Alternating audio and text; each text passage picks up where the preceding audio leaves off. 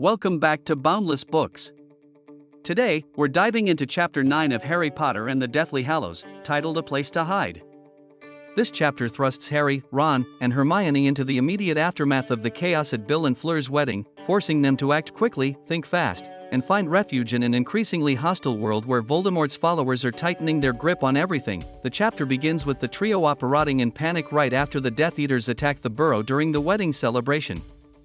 Hermione, ever the planner, takes charge. She had anticipated the possibility of an ambush and packed a small beaded bag filled with everything they might need: clothes, food, books, and even their invisibility cloak. They land in the bustling heart of Tottenham Court Road, a muggle area in London, disoriented but relieved to have escaped immediate danger. The trio ducks into a small all-night café to catch their breath and decide their next move. The conversation turns grim as they discuss what's happening back at the wedding. Hermione suspects that the Ministry has already fallen under Voldemort's control since the attack on the wedding coincided with Scrimgeour's disappearance. They realize that nowhere is safe anymore, not even among friends or family.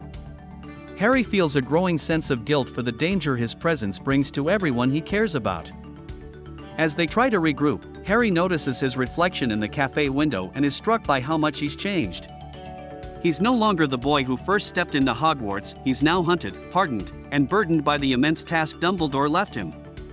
The trio orders coffee and begins to discuss where they could possibly hide. Hermione suggests going to Grimmauld Place, Sirius Black's old house, which had served as the headquarters for the Order of the Phoenix. Despite their doubts about whether it's still safe, they agree it's their best option for now. Just as they start to relax, danger finds them again. Two rough-looking men enter the cafe, and almost immediately, Harry senses something wrong. The men's behavior, the way they look at him, it's clear they are Death Eaters. Hermione's suspicion is confirmed when one of them calls Harry by name. Before they can react, the attackers strike. A fierce duel erupts in the middle of the cafe, spells shattering tables and scorching walls. Harry and Hermione react instinctively, their training and experience kicking in. With Ron's help, they manage to stun both attackers. Breathing heavily, the trio realizes how vulnerable they are. Voldemort's followers can track them, and even random muggles are at risk simply by being near them. Hermione quickly wipes the Death Eaters' memories with a charm, ensuring they won't remember the encounter or their whereabouts. This act underscores Hermione's growing confidence and ruthlessness in the face of war. She's no longer the hesitant student but a capable fighter. They clean up the mess as best they can and rush out of the cafe before anyone else arrives. The near miss shakes them deeply. For the first time, they realize just how alone they are. There's no Dumbledore to guide them, no order to protect them. They're fugitives now, three teenagers carrying the fate of the wizarding world on their shoulders. Finally, they apparate to 12, Grimmauld Place, the old Black family home.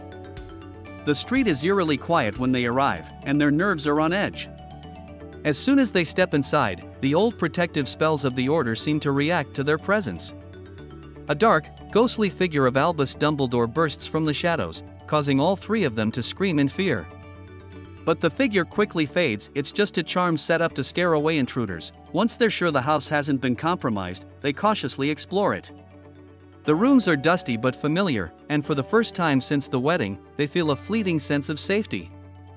The mention of Dumbledore's name, however, reignites Harry's inner conflict. He's still wrestling with doubts about how much the late headmaster truly told him.